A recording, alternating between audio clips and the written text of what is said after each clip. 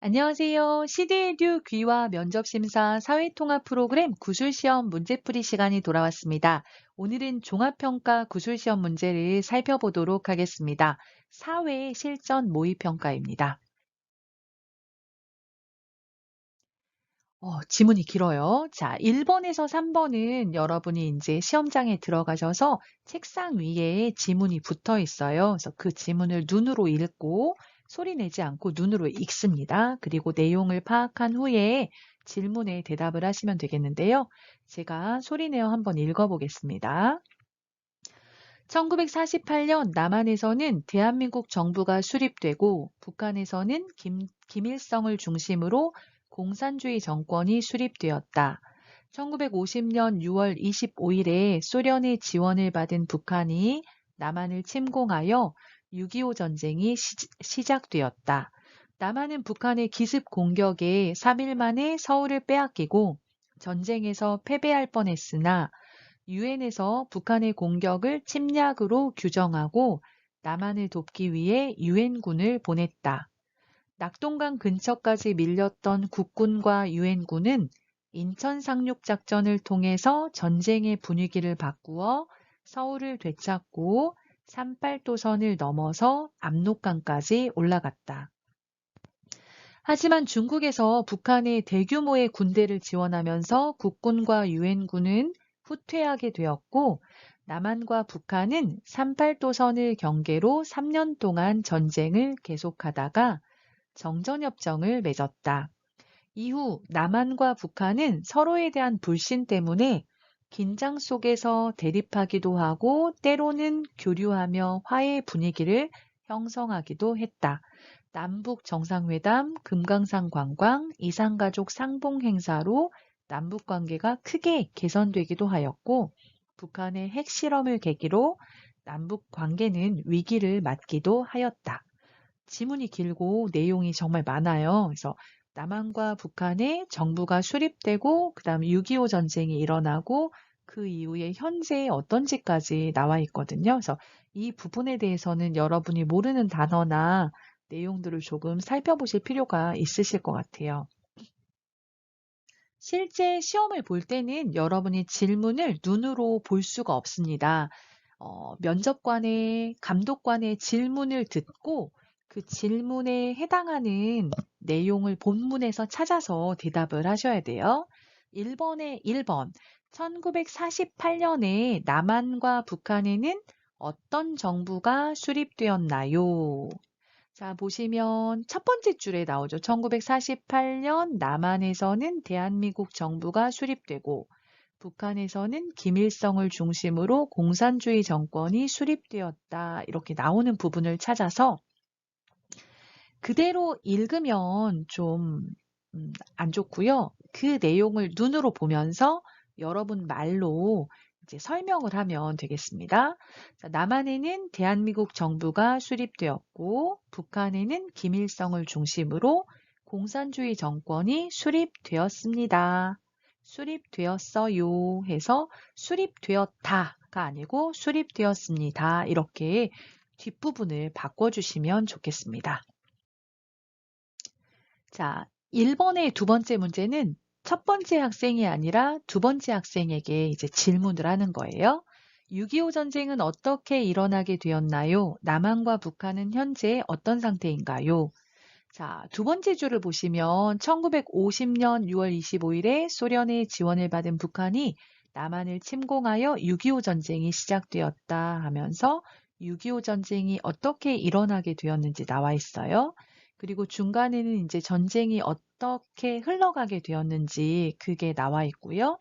마지막에 보시면 남한과 북한은 38도선을 경계로 3년 동안 전쟁을 계속하다가 정전협정을 맺었다. 이렇게 말하고 있습니다. 그래서 이 내용을 가지고 북한이 소련의 지원을 받아서 1950년 6월 25일에 전쟁을 일으켰습니다. 그리고 1953년에 정전협정을 맺고 현재 어때요? 북한, 남한 이렇게 나누어져 있어요. 현재까지 분단되어 있는 상태입니다. 이렇게 대답하시면 되겠습니다. 두 번째 문제입니다. 이번에 1번. 남한이 북한의 기습 공격을 받고 3일 만에 서울을 빼앗기고 전쟁에서 거의 패배할 뻔 했습니다. 이때 전쟁의 분위기를 바꾼 사건은 무엇이며 어떻게 이루어졌습니까? 자, 보시면 서울을 빼앗기고 전쟁에서 거의 패배할 뻔했다. 을 뻔하다는 조금만 잘못했으면 그 일이 거의 일어났어요. 그런데 일어나지 않았어요. 이럴 때 쓰죠. 거의 질 것 같았어요. 그런데 이때 전쟁의 분위기를 바꾼 사건이 있었어요. 그게 무엇이며 어떻게 이루어졌습니까? 하고 있네요. 자, 여기 나와 있죠. 남한은 북한의 기습 공격에 3일 만에 서울을 빼앗기고 전쟁에서 패배할 뻔했으나 이 다음이네요. 유엔에서 북한의 공격을 침략으로 규정하고 남한을 돕기 위해 유엔군을 보냈습니다. 자, 낙동강 근처까지 밀렸던 국군과 유엔군은 무엇을 통해서 전쟁 분위기를 바꿨어요? 인천 상륙 작전을 통해서 전쟁의 분위기를 바꾸어 서울을 되찾고 38도선을 넘어 압록강까지 올라갔다. 이 부분이죠. 그래서 전쟁의 분위기를 바꾼 사건은 인천 상륙 작전입니다. 인천 상륙 작전은 유엔이 북한의 공격을 침략으로 규정하고 남한을 돕기 위해서 유엔군을 인천에 상륙시킨 것입니다. 인천 상륙 작전이 성공하면서 낙동강 근처까지 밀렸던 국군과 유엔군은 서울을 되찾았습니다.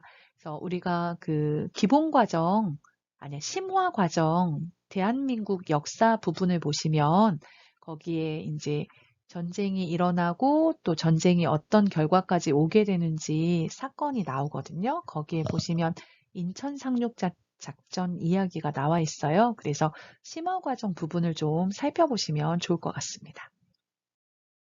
2번 남한과 북한은 1953년에 정전협정을 맺었습니다. 그 이후 남한과 북한의 관계는 어떻게 되었으며 남한과 북한의 관계를 개선한 사건으로는 무엇이 있습니까?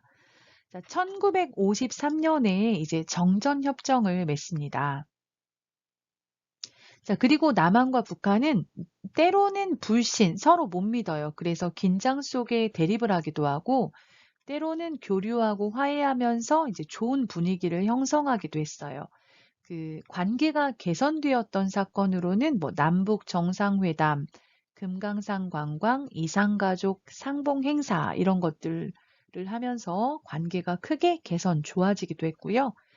반대로 북한이 핵실험을 하면서 이제 관계가 좀 긴장하게 되는, 대립하게 되는 이런 관계도 또 형성이 되기도 했습니다.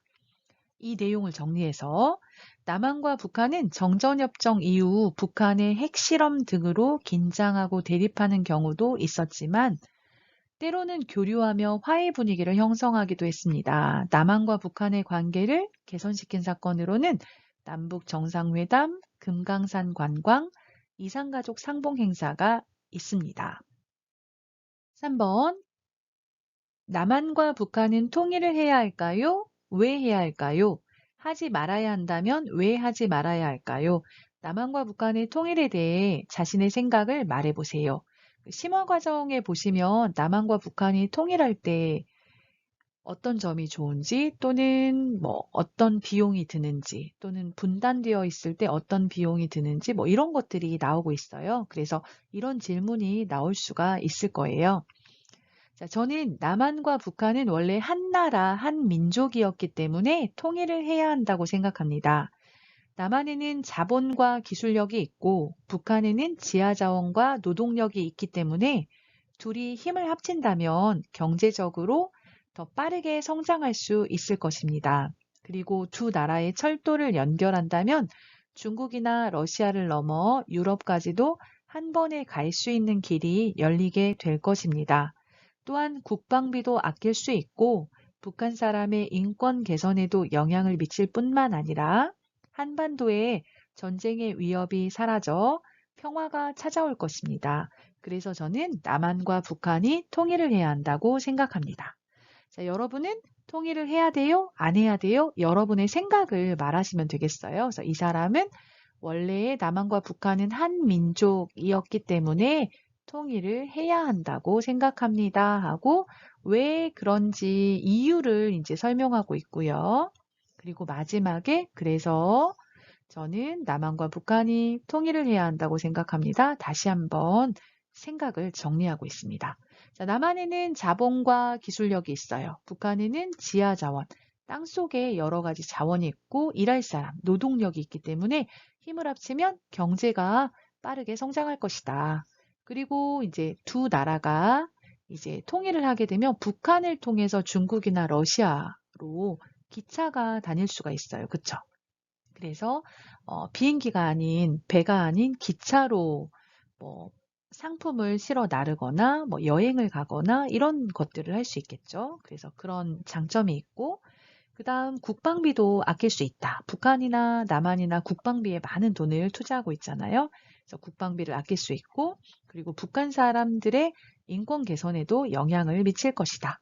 그리고 한반도의 전쟁의 위협이 이제 사라지기 때문에 평화가 찾아올 것이다. 이렇게 말하고 있습니다. 그래서 통일을 해야 하는 이유.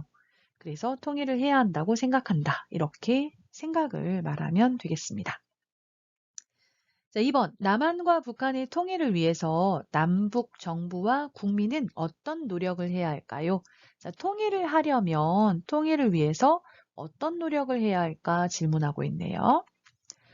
남한과 북한은 한민족이지만 오랜 시간 동안 단절되어 살아왔기 때문에 많은 부분이 달라졌습니다. 그래서 민족의 동질성 회복을 위해서 언어, 문화, 생활에 대한 연구가 세계적으로 이루어져야 하고 조금씩 교류를 늘려나가 서로를 이해할 수 있는 기반을 마련해야 한다고 생각합니다. 북한은 신뢰받을 수 있는 모습을 남한에 보여주어야 하고 통일을 대비하여 통일기금을 마련해야 한다고 생각합니다. 자, 남한과 북한이 하나의 민족이었지만 70여 년 동안 단절이 되어서 교류하지 않고 살아왔어요. 그래서 많이 이질화가 일어났죠. 서로 많이 달라졌어요. 이질화가 일어났기 때문에 이런 이질화를 동질성 회복으로 동질성을 회복하는 것으로 바꿔야 하기 때문에 언어에 대한 연구, 문화에 대한 연구, 서로의 생활에 대한 연구가 필요하다는 거죠.